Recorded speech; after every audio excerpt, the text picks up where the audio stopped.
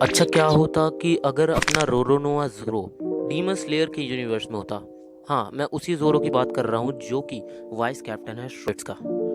हाँ, लूफी के क्रू का सबसे तगड़ा स्पोर्ट्समैन। तो अगर ज़ोरो डीमन स्लेयर के यूनिवर्स में होता तो मेरे ख्याल से वो बहुत जल्दी हाशिरा रैंक को हासिल कर लेता और उसका 3 स्वॉर्ड स्टाइल उसको बाकी सभी डीमन स्लेयर से बहुत यूनिक बनाता और प्रोबेबली वो उसकी खुद की ब्रीदिंग स्टाइल भी बना लेता जिसको वो नाम देता ओनी स्लेइंग। ओनी स्लेइंग क्या है? वो विंड ब्रीदिंग के एक वेरिएंट के जैसे होती है, जैसे कि सन ब्रीदिंग और फ्लेम ब्रीदिंग है। सन ब्रीदिंग मेन है और फ्लेम ब्रीदिंग उसके वेरिएंट है। बाकी सारी ब्रीदिंग स्टाइल भी सन ब्रीदिंग के ही वेरिएंट्स हैं। बाकी अगर जोरो के पावर स्केलिंग और ट्रेनिंग की बात करें तो उसके पास पहले से ही इंसेन स्ट्रेंथ, ड्यूरेबिलिटी और बैटल इंस्टिंक्ट बहुत हाई लेवल का है। अब अगर बात करी जाए ट्रेनिंग की तो वो प्रोबेबली स्किप कर देता उसे और वो सीधा हाशिरा लेवल ट्रेनिंग करता और फाइनल सिलेक्शन में भी उसे एक दिन से ज़्यादा का समय नहीं लगता उसको पास करने में। अब अगर बात करी जाए डीमंस की तो वो लोअर मून्स को तो भाई भूत भर के मारता और अपर मून्स की बात करी जाए तो भाई ये किसी और वीडियो में पता चलेगा।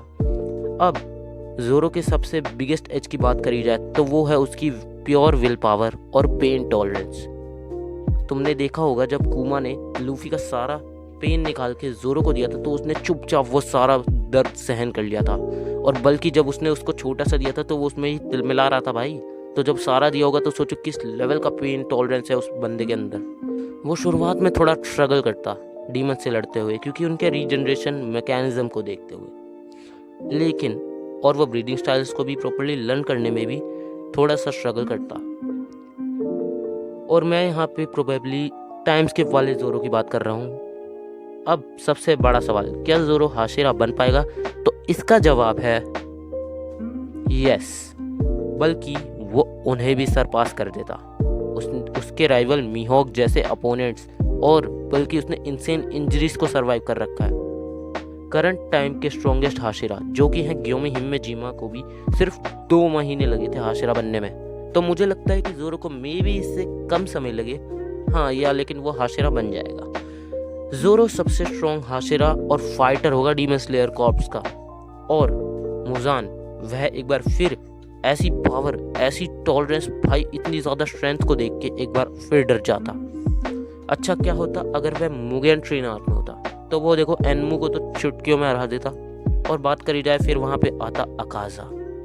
लेकिन ये वीडियो कभी और आएगी, अपर मून वर्सेस जोरो वाली। अब सबसे बड़ा सवाल, क्या वो योरिची को से स्ट्रॉन्ग है और क्या वो योरिची को हरा पाएगा? इसका जवाब है हाँ भी और ना भी। क्यों? क्योंकि तुमने योरिची को देखा ही होगा। योरिची एक नॉर्मल ह्यूमन है और उसने अपने आप को इतना ट्रेन कर रखा है और सन ब्रीदिंग का मास्टर भी वही है, सन ब्रीदिंग का क्रिएटर भी वही है।